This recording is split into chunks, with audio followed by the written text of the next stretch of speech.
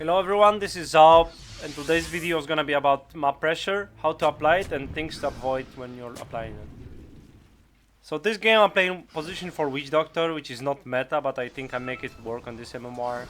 I actually got 10k MMR playing Witch Doctor position 4 even in this meta, so what's gonna happen here is a cool example. We get a kill on Disruptor right now. We have 3 heroes on the mid lane, 2 supports in the mid laner, but my Storm doesn't have HP and mana, so he's not really allowed to play aggressive right now. And then DK popped the form, which is even more important. So this DK using ultimate is telling me the supports on Dire will want to play mid. So for that reason, I don't really want to play mid, and I don't want to invite pressure to the mid lane right now. So what I'm gonna do, I'm just gonna head out top. I'm close to earn, so I'm gonna go for the bounty. And then the goal is to pressure Morphling. So we go on Morphling, we pop meta. He's not allowed to hit creeps under the tower, which Morphling really hates.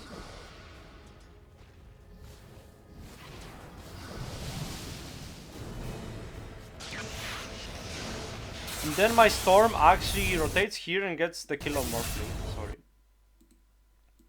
So my movement on the map, this one, allowed us to kill Morphling, relieve pressure of mid lane, make Storm TP somewhere and get something out of the lane instead of just staying mid lane versus DK form where he's in danger, especially when Disruptor is there and he's gonna destroy the wards right now.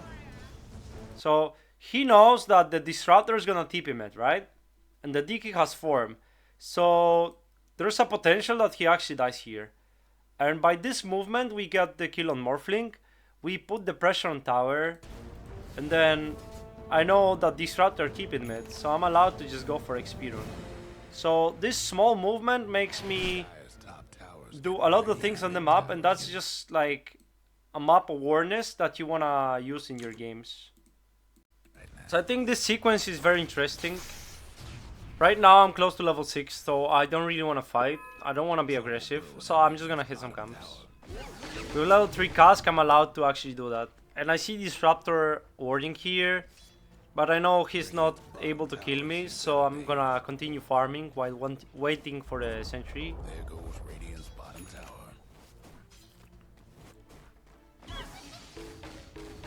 Notice how I'm close to level 6 and I don't want to be aggressive, and it's gonna shift as soon as I get it.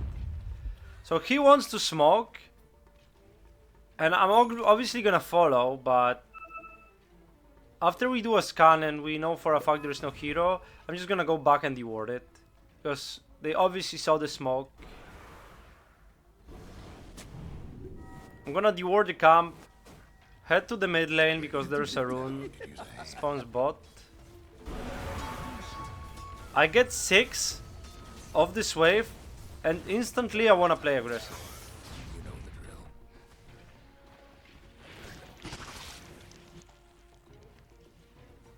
So I know they have stacks, but I see DK on the mid lane with form. And this time I'm not worried because I'm level 6. So we just get the kill on DK. And just like that, we're allowed to pressure mid or invade the stacks. Just because I didn't go with my team for a shit smoke, basically. I got level 6 out of this wave and this ward, and then I'm allowed to play aggressive again. So the thing about map pressure is the fact that it's usually based on the timings your cores have in the mid game. So right now, I know my Sven is close to the blink, so I'm gonna head mid and try to secure the rune for my Storm.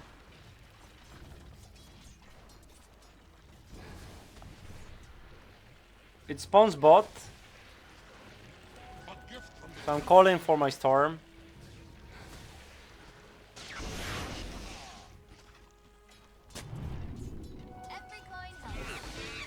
My Sven gets the blink, so my team smokes. And we really want to play aggressive right now. Dyer's mid tower. Because we have a strong timing with the blink and then Storm has a regen rune. So we're actually very aggressive in this movement. So we see DK, but suddenly there's a Morphling. I obviously have Vessel. So notice how this fight is gonna be 5 versus 5 in a second.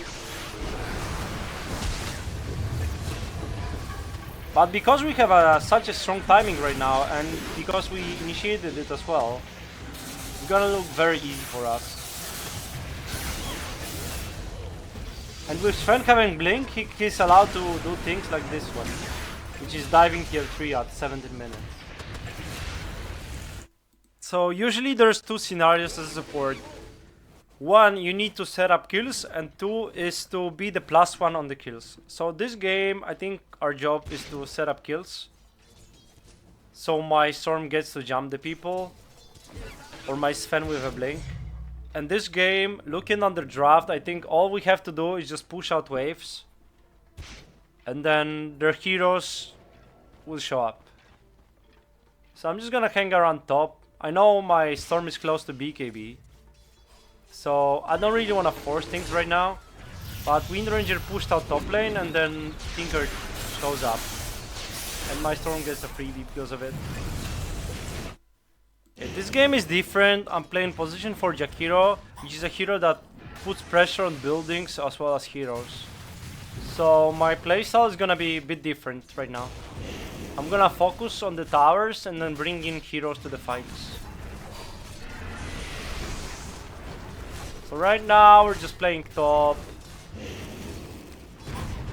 You can be very aggressive because we have a strong combo on the top lane.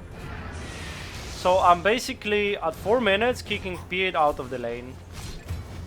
There are creeps that are dying under the tower and she's not allowed to hit them.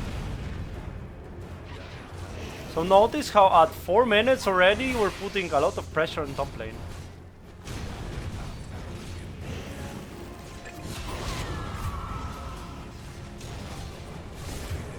So we die here, but this P missed 2 waves under the tower already. And when you look at her farm, she's actually down below here at 15 last hits at 5 minutes, which is abysmal. So this is the second clip. I'm playing Jakiro, so it's kinda different than the last one. I want to help my mid laner obviously, but we can put the pressure on the tower. And this hero actually hits the tower, so it's different, right? Because if I'm playing Witch Doctor again, I'm not allowed to hit this tower anymore. So I would probably head out to the mid lane and try to secure the rune. So as a position 4, I think your default place to be at 6 minutes is the rune. But if you have something different to do on the lane, you can stay there. And in this game, me staying on the top lane basically means we get the tower at 6 minutes, which is crazy timing. Keep pressuring them, we get another 2 kills,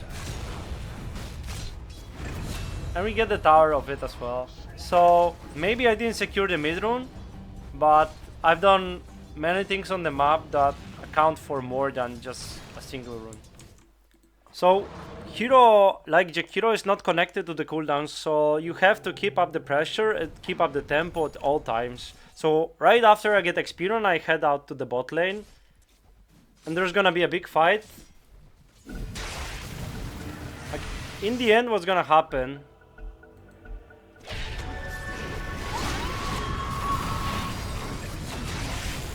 There's a big fight. My carry Underlord manages to get away from it.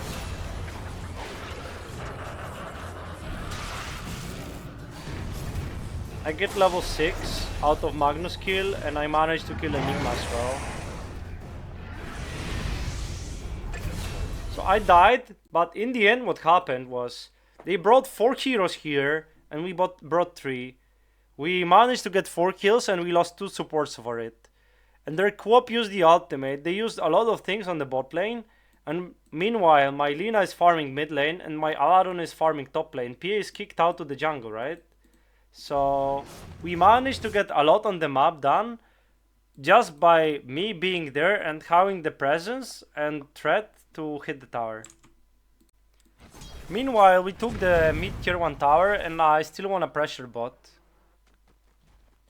So we bring 2 supports to the lane. And I'm very aggressive.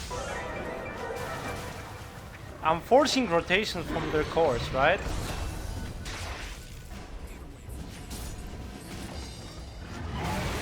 I managed to go on Magnus here. My Abaddon connects. And then my carry Underlord connects as well. And just like that, what's gonna happen is at 13 minutes we managed to get 7k lead. Just because we're pressuring so much on the map. But that's mostly, when you look at it, that's just mostly supports. And then cores are connecting to the fights. But the cores are top on the chart, right? They are farming all the time. So that's my job as a support, to force those kind of things, especially with a hero like a Jakiro that I can do a lot on the map. And then if my cores have such a good start, I think they will manage to carry us through the game. So that's it for today. Thank you for watching, and as always, leave your thoughts in the comments and subscribe to the channel. See you next time.